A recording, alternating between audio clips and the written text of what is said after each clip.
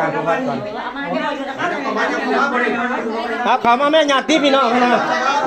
เขามาเลยที่นี่ทั้งด้านก่อนคนอ่านประวัติก่อน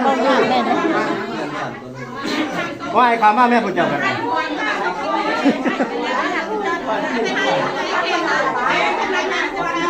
เมียดไม่ได้แล้วก็เฮ้ยดูไหมเบิ่งไปดูอย่างดูไปมาบอกเออรถอะไรไม่